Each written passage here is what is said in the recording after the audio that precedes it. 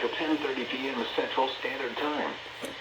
At 7:15 p.m. Central Standard Time, Doppler radar indicated thunderstorms producing heavy rain across the warned area. Between 1 and 3 inches of rain have fallen. Additional rainfall amounts of 1 to 3 inches are possible in the warned area. Flash flooding is ongoing or expected to begin shortly. Hazard: flash flooding caused by thunderstorms. Source: radar.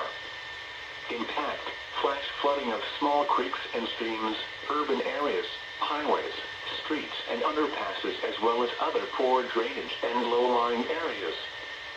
Some locations that will experience flash flooding include Oakdale, Kinder, Oberlin, Glenra, Elizabeth, Reeves, Mitty, Pitkin, Sugartown, Dry Creek, Grant, LeCompte, Alton Parish Airport, Bond, Beaver, Harmony, LeBlanc, Forest Hill, McNary and Union Hill.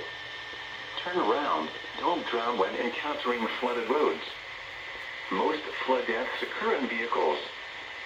Be especially cautious at night when it is harder to recognize the dangers of flooding.